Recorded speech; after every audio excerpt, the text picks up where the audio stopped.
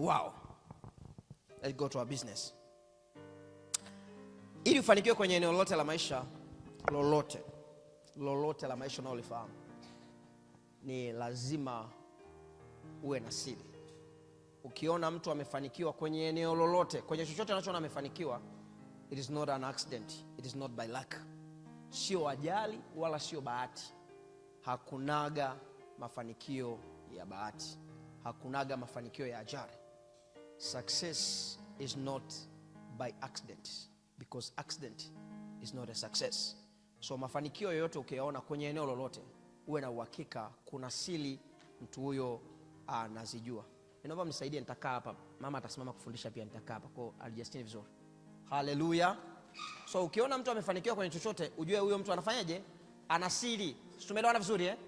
Na ndio maana mtumishi wa Mungu Yoshua kwenye Yoshua 1:8 anasema, Mungu anamwambia ukitaka kufanikiwa kuna siri ambazo nilimpa Musa ambazo zilimfanikisha kufika hapa alipofika. Na wewe ukitaka kufanikiwa kwenye safari yako ni lazima uhakikishe siri ambazo nilimwambia Musa unazijua, zina dictate namna unavyoongea, zina dictate namna unavyowaza, and of course zina control aina ya matendo ulionayo, na by default utajikuta umefanya njia yako imefanikiwa. Kama mmenielewa sema amen. Na ukweli ni kwamba moja kati ya faida kubwa ya kuwa mwana wa Mungu, moja kati ya faida kubwa ya kuokoka, Mungu anaanza kuachilia siri zake kwenye maisha yako. Kwa moja kati ya kwa nini mtu anapaswa kuokoka ni kwa sababu siri za Mungu zimefichwa kwa ajili ya waliookoka, zimefichwa kwa wasiookoka. Siri za Mungu zimefichwa, ila zimefichwa kwa ajili ya waliookoka, ila zimefichwa kwa wasiookoka. So wasiookoka, kuna mambo unaweza akikuuliza siri ya mafanikio yako ukamtajia, anaona mbona hii principle kama iko contrary na dunia inavyosema.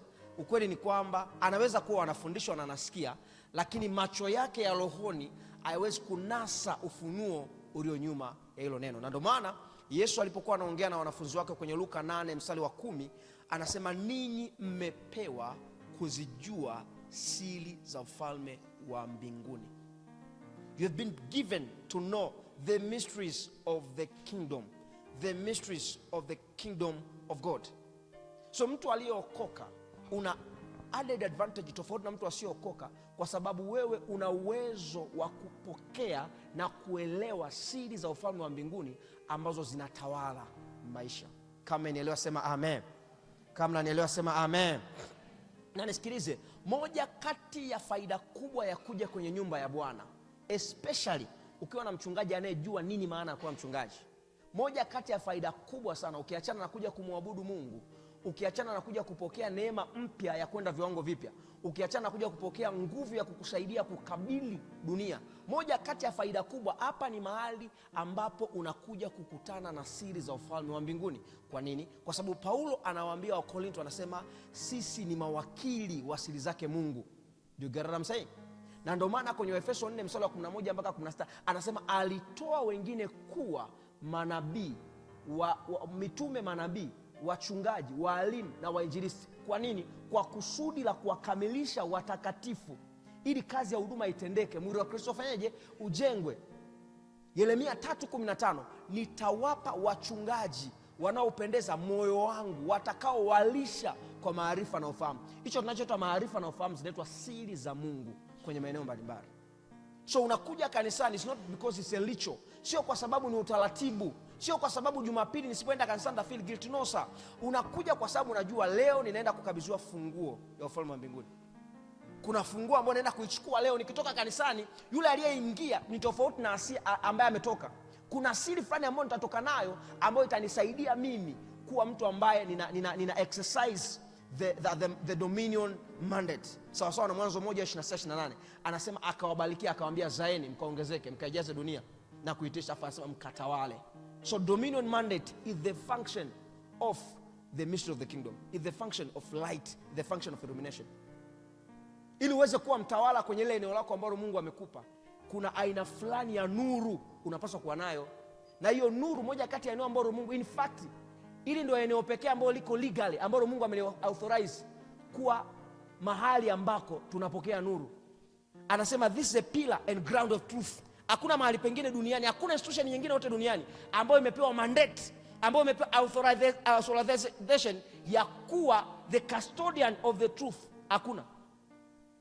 Si umenielewa? Yaani ukitaka kujua kweli kuhusu jambo lolote, taasisi pekee ambayo imepewa mamlaka ya kubeba hiyo kweli na kuicommunicate kwa watu inaitwa kanisa. Do you get what I'm saying? Na ndio maana kama ukigundua Mungu amekupa neema ya kuwa mchungaji, ukigundua ni mchungaji, nabii, mtume, si mwinjilisti, please you have to pay a price, kwa sababu usije ukawapotezea watu muda, usije ukaongea watu kawalisha matangopori, kwa sababu Mungu amekuamini kuwa miongoni mwa watu ambao ni custodian wa kweli ya Mungu. Na ndio maana mchungaji akisema watu wanabeba kama ilivyo. Sasa pastor alisema, pastor sio issue kwamba pastor alisema, ni kwa sababu Mungu amemwamini mchungaji kuwa custodian wa the truth. Kwa nini? Kwa sababu kanisa ndo nguzo ya kweli. So unapokosa kanisa, maana yake unakosa kweli fulani ya msingi ambayo ingekusaidia kwenye kutawala dunia yako. Especially ukipata kanisa ambalo mchungaji anajua hiki kinachokiongea. Kwa maana yake kila Jumapili unapokuja, anatakiwa mchungaji awe ametoka huko kwa Bwana, amekaa naye, ameongea naye na amwambia nini cha kwenda kuwalisha watu wangu. Do you get what I'm saying? Mnanielewa? Na throughout the last month tulikuwa tunapeana funguo kadhaa kwenye eneo la ndoa. Sio hayakuwa masomo. Yaani kama wanafundisha vizuri, yaani pastor anafundisha vizuri. Tumeshaacha kufundishana. Siku hizi tunapeana siri. Kama wewe ni pastor, wewe unanigawia max mimi. Umekuwa mwalimu.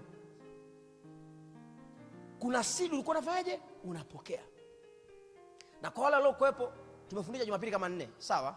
In case kama haukuepo, hizo video zote ziko YouTube.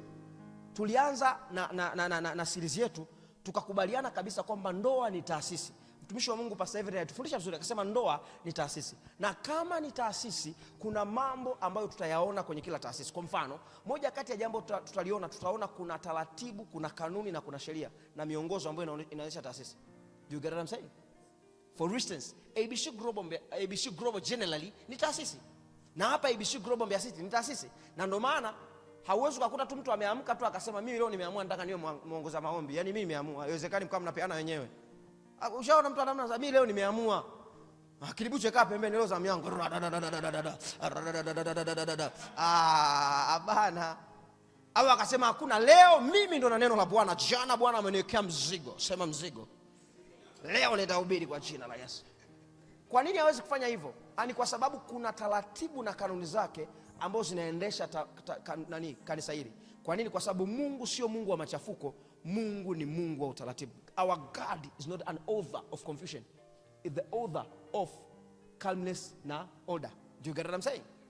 So, tukagundua kabisa kwamba ndoa ni taasisi. Na kama ni taasisi ina sheria zake.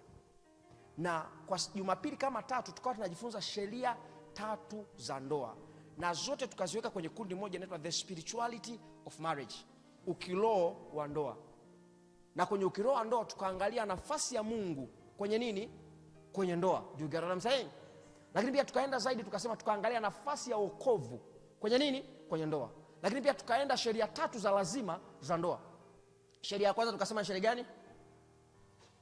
Sheria ya kwanza tukasema nini? Living, the law of living, sheria ya kuacha. Haleluya. Sheria ya pili tukasema sheria nini? Ya kuambatana, the law of cleaving. Sheria ya 3 tukasemaje? The law of transparency, sheria ya uwazi. Haleluya. Na zile ndo msingi, foundation Napokuja swala nini? La ndoa. And of course kuna sheria moja pale tukisema inaitwa the law of intimacy, the law of oneness, the law of one flesh. Hiyo ni sheria ambayo tutaongea na wanandoa mkiwa kwenye ndoa. Sema amina. Msinikasirikia, hatuwezi kuruka syllabus, hiyo jambo haliwezekani. Wale wa the kingdom marriage game mnajua, kuna mambo hatuwezi kuyaongea na singles. Hatuwezi. Kwa sababu kuna mambo ukifundishwa lazima ukapractice.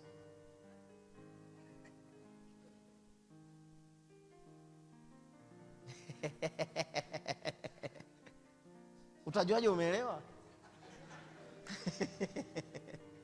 Kwani nimesema mambo gani? Mbona macheka? Labda nikuomba. Haleluya. Lakini tukaenda mbali zaidi nikasema watu wengi wakiwa wanafundisha ndoa wanaishia upande wa kiroho. Alafu mtu anafundishwa upande wa kiroho wote, namna ya kuchagua pesa hizi na nini. Afa anadhani kwa sababu amefundishwa zile kanuni zote za kiroho, anaamini akiingia kwenye ndoa itakuwa ni free flow, kutakuwa na dy dx infinity slope. Hapa kitonga hiki hapa. Kama mlima wa nyoka ukiwa unashuka, ndo anaamini hivyo. Anakuta akiingia kwenye ndoa, mbona sio yale mama nimeambiwa? Do you get what I'm saying? Tumeelewana vizuri? Kwa nini? Kwa sababu kuna mambo mengine ambayo utaenda kukutana nayo kwenye ndoa ambayo tunaita the reality of marriages. Ndio maana tukaanza na sisi nasema the other side of marriage. Na nikasema mambo haya yanayoyafundisha literally sio ya single, ni ya watu wanandoa, lakini haujifunzi masomo baada ya kufanya mtihani, unajifunza kabla haujafanya mtihani. Ndio sababu kubwa ya kufundisha ya mambo ambao mwenye ndoa anaelewa, asiye na ndoa ataelewa, kwa sababu kuna siku atakutana. Asipoelewa sasa hivi ataelewa akiwa kwenye ndoa. So ni muhimu kufanyaje? Kusikiliza. Na nikasema kuna mambo kadha wa kadha ambayo utakutana nao unapoingia kwenye ndoa, unapaswa kuyafahamu. Kwa mfano, nikasema lazima uelewe na ujue namna ya kutimiliza mahitaji ya mwenzi wako.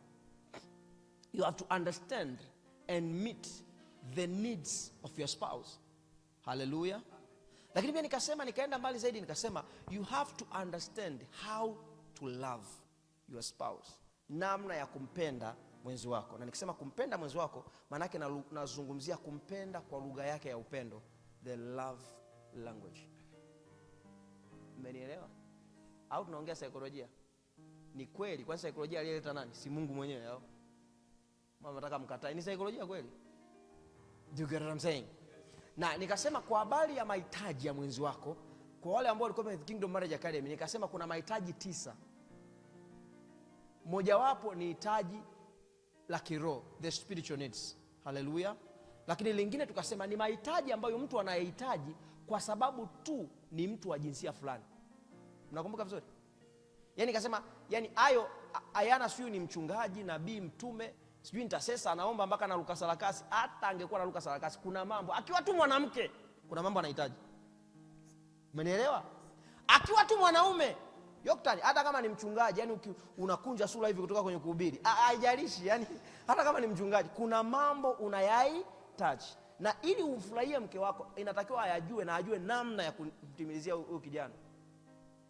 Kwa ukisikia mdada watu wanasema mimi huyu kaka sina deni naye, unapaswa uelewe sio deni, uzani ni hela hizo.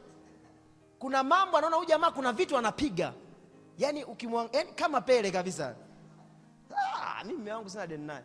Nyewe mnadhani sina deni kwa sababu anampa hela. Do you get what I'm saying? Kwa tukaanza Jumapili ya kwanza tukaangazia, tukasema tukaanza na hitaji namba 1 mama la mwanamume. Tukasema ni nini? Siwasikii, tukasema nini? Tukasema hitaji namba 1 mama la mwanamume, ambaye tunazungumzia mume wako kama ni mwanamke. Kama wewe ni mwanaume, maana yake wewe ukiwa ndani ya ndoa, sio nje ya ndoa, please. Hii disclaimer hujaniona na ikazia kila muda, maana kuna watu hapa waelewi. Na heshima nazungumzia mume wako. Tumeelewana vizuri? Sio mchumba. Maana hapa kuna watu wasema umesikia hapa sasa sema bwana. Umesikia anaposema pale mchungaji. Umesikia? Hapa nazungumzia watu kwenye ndoa, sawa? Kwa nini nawafundisha? Ni kwa sababu mtaenda kukutana kwenye nini? Kwenye ndoa. Nimewaambia hivi, au fundishwi ukiwa umefanya mtihani, unafundishwa ili ukafanye mtihani. Do you get what I'm saying? So hitaji la kwanza la mwanaume ni nini? Ni heshima. Hitaji la kwanza la mwanamke na la kwanza kwa ukwanza wake ni nini? Ni nini? Sio hela. Anyway, hitaji la kwanza la mwanamke ni ulinzi, security au protection. Na tukaangazia kwenye maeneo kadha wa kadha. Nikasema ulinzi wa kwanza kwenye nini? Spiritual security, ulinzi wa kiroho wa pili, emotional hisia ya 3, physical mwilini ya 4, financial security ya 5, moral security ya 6, social security. Nyewe mko vizuri nyewe. Mama tuendelee na ile mitihani. Umeona watu wanapokuwa serious Tuendelee na ila mama ule mtihani leo tunga. Mama ana balaa zito. Wolfby tulikuwa tunapewa mitihani fulani hivi tia maji yani. Lazima ufaulu. Kama mbona mtihani hamna hata train force? Anakwambia train force zangu mimi. Kama hujasoma upate. Lakini nikasema you are doing a great job, kwa sababu watu hao watakuja kuwa mashujaa wakubwa sana. Mtu yote ambaye atamsikiliza atasoma, wewe ni mtu mmoja atakuwa shujaa sana. Thank you my wife. And by the way, naomba mpigie makofi mke wangu wakati anakuja kutufundisha. Unije na hiyo diary tafadhali. Unije na diary na pen.